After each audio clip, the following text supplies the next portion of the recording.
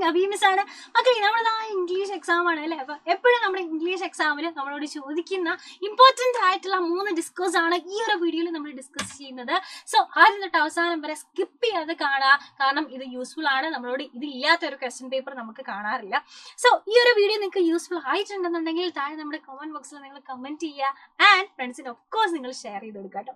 ഇന്ന് നമ്മൾ നോക്കാൻ പോകുന്നത് ഡയറി. അപ്പൊ ഏതൊരു ചാപ്റ്ററിന്റെ ആയിക്കോട്ടെ, ഏതൊരു ക്യാരക്ടറിന്റെയും ഡയറി നമ്മളോട് എക്സാമിന് ചോദിക്കുന്ന ഒരു ക്വസ്റ്റൻ ആണ്. അതുപോലെ തന്നെ ചോദിക്കുന്ന ഒരു ക്വസ്റ്റൻ ആണ് കോൺവെർസേഷൻ അല്ലെങ്കിൽ റോൾ പ്ലേ എന്ന് പറയുന്നത് അല്ലെ. രണ്ടു പേര് തമ്മിലുള്ള സംഭാഷണം നമ്മളോട് എക്സാമിന് ചോദിക്കുന്നതാണ്. ക്യാരക്ടേഴ്സ് തമ്മിലുള്ള സംഭാഷണം ചോദിക്കുന്നതാണ്. പിന്നെ അനൗൺസ്മെന്റ്, എന്തെങ്കിലും കാര്യങ്ങൾ, എന്തെങ്കിലും ഇൻഫർമേഷൻസ് അറിയിക്കാൻ വേണ്ടിയിട്ടുള്ള അനൗൺസ്മെന്റ് നമ്മളോട് എക്സാമിന് ചോദിക്കുന്ന ഒരു ഇമ്പോർട്ടന്റ് ക്വസ്റ്റൻ അല്ലേ.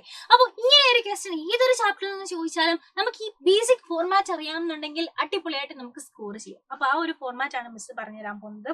ഫസ്റ്റ് വൺ നമുക്ക് നോക്കാം, ഡയറി.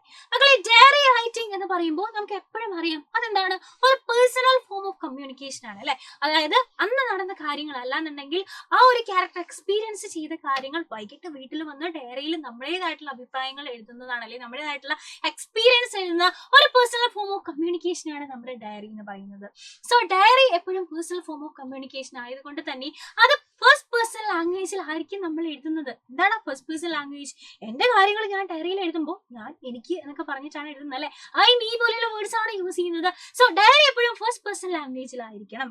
ഇനി ഡയറി എഴുതുമ്പോൾ നമ്മുടെ ക്യാരക്ടറിന്റെ ട്രൂ ഫീലിങ്സും നമ്മുടെ തോട്ട്സും നമ്മുടെ ചിന്തകളും നമ്മുടെ ഹോപ്സും ഒക്കെ നമുക്ക് എവിടെ എക്സ്പ്രസ് ചെയ്യാം? നമ്മുടെ ഡയറിയിൽ എക്സ്പ്രസ് ചെയ്യാം.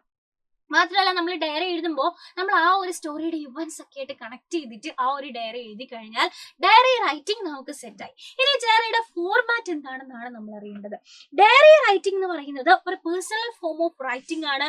where a person maintains a diary to write about his or her personal life or situation. അവരുടെ പേഴ്സണൽ ലൈഫിനെയോ സിറ്റുവേഷനെ പറ്റിയിട്ട് എഴുതുന്നതാണ് ഡയറി റൈറ്റിംഗ്. അപ്പോൾ ഒരു ഡയറി എഴുതുമ്പോൾ നമുക്ക് ഫസ്റ്റ് എന്ത് വേണം? ഒരു ഡയറിയില് ഒരു ഡയറിയിൽ ഫസ്റ്റ് ഡേറ്റ് വേണം അല്ലെ. ഡേറ്റും ഡേയും വേണം. ഏത് ദിവസത്തെ ഡയറിയാണ് നമ്മൾ എഴുതുന്നത് കൃത്യമായിട്ട് നമുക്ക് ഡേറ്റും ഡേയും അവിടെ കൊടുക്കണം.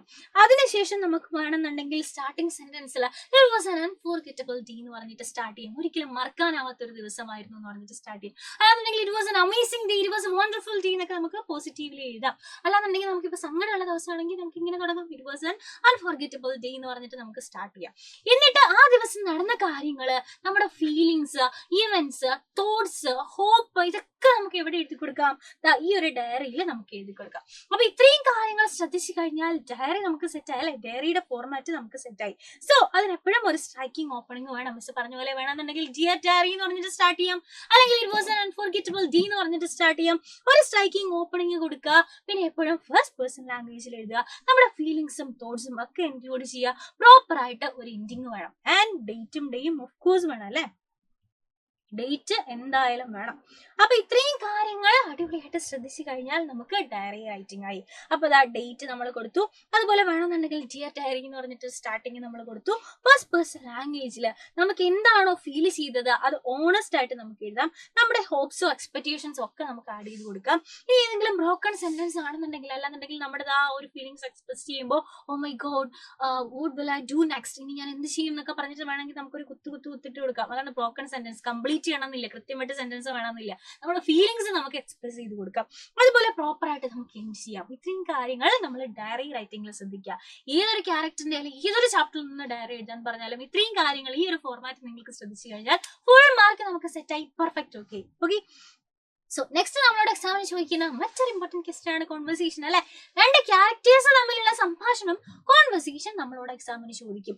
അങ്ങനെ കോൺവെർസേഷൻസ് ചോദിച്ചു കഴിഞ്ഞാൽ പല രീതിയിലുള്ള കോൺവെർസേഷൻ ഉണ്ട് അല്ലെ. രണ്ടുപേര് അല്ലെങ്കിൽ രണ്ട് ചാപ്റ്ററിലെ രണ്ട് ക്യാരക്ടേഴ്സ് തമ്മിൽ കണ്ടുമുട്ടുന്നു, അവർ തമ്മിൽ സംസാരിച്ചിരിക്കുന്ന കോൺവെർസേഷൻ എന്തായിരിക്കും?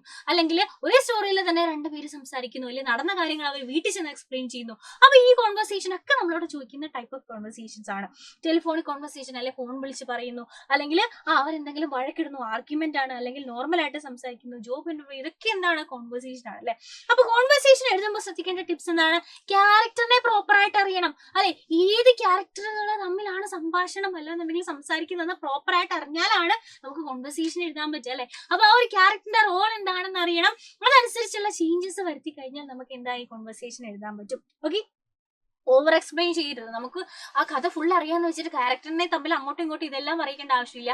ആ സിറ്റുവേഷനിൽ അല്ലെങ്കിൽ ഏതൊരു സിറ്റുവേഷനിൽ തമ്മിലാണോ ഇവർ നമ്മൾ കണ്ടുമുട്ടുന്നത് ആ സിറ്റുവേഷനിലുള്ള സംഭാഷണങ്ങൾ നിങ്ങൾക്ക് എഴുതിയാൽ മതി. അപ്പൊ മിസ് എപ്പോഴും പറയാറുള്ളത് പോലെ ഈ തോട്ട്സ് അല്ലെങ്കിൽ ഡയറി കോൺവെർസേഷൻ ഒക്കെ എളുപ്പമാണെന്നുണ്ടെങ്കിൽ മിസ്സിന്റെ കുട്ടികൾ എന്ത് ചെയ്യുക, നിങ്ങളാണ് ആ ഒരു ക്യാരക്ടറിന്റെ സ്ഥാനത്ത് നിന്ന് നിങ്ങൾ തന്നെ സങ്കല്പിക്കുക. നിങ്ങളാണെങ്കിൽ ആ സമയത്ത് നിങ്ങൾ എങ്ങനെ സംസാരിക്കും, എങ്ങനെ റെസ്പോണ്ട് ചെയ്യും എന്നുള്ള കാര്യങ്ങൾ കോൺവെർസേഷനിൽ എഴുതി കഴിഞ്ഞാൽ അത് നമുക്ക് സെറ്റ് ആയി പെർഫെക്റ്റ് ഓക്കെയാണ്. ഓക്കെ, സോ ഒരു ഉദാഹരണം, ഒരു ഫോർമാറ്റ് പറഞ്ഞാൽ നമ്മളെല്ലാരും കണ്ടതാണല്ലേ നമ്മുടെ ആവേശം സിനിമ.